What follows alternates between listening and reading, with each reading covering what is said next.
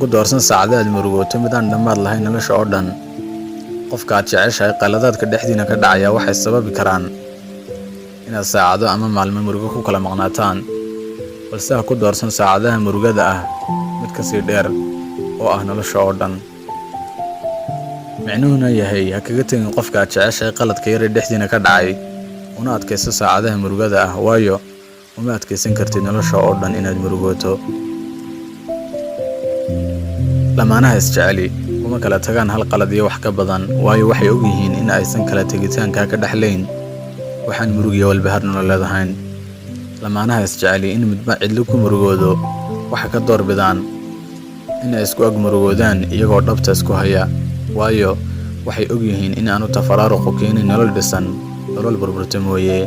U dulqaado lamaanahaaga, u naxariiso qofka aad jeceshahay, u dabacsano mar walba, ogowna in isu tanaasulka iyo in la kala roonaada ay kobciso horumarka lamaanaha, horumarka nolosha iyo midda qoysba. Kalsoonidu waa tiirka isku haya lamaanaha.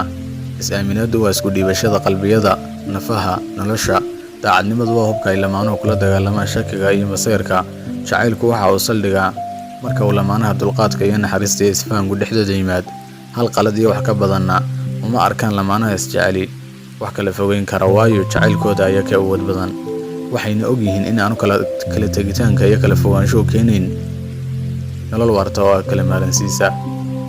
Lamaanaha sida dhabta isku jeceli waa kuwa is-caawiya marka xaaladi soo wajahdo, waa kuwa aanay duruufuhu kala kaxayn oo si walba iskugu qanacsan, waa kuwa yaqaan sida loo wada noolaado marka duruufaha iyo waayaha nolosha iskugu tagaan, soona xidhmaan albaabadii ay rajada ka lahaayeen. Lamaanaha sida dhabta isku jeceli waa kuwa aan adduunyo isku jeclaan ee isku jeclaado qalbiyadooda xaadhan, iskuguna kaalmeeya siday guusha aakhiro iyo midda adduunba u gaari lahaayeen. Lamaanaha sida dhabta isku jeceli way la dagaalamaan caqabadaha nolosha si wada jir ah, way la dagaalamaan cadowga ka hor yimaada si wada jir ah.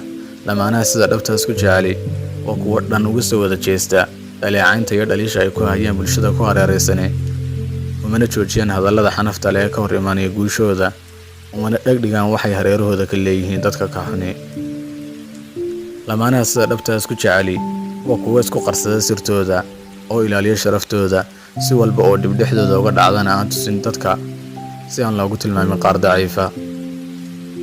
Lamaanaha sida dhabta isku jeceli waa kuwa iskugu kaalmeeya guusha, wanaagga, horumarka iyo wax walba oo Rabbi ku jeclaanayo.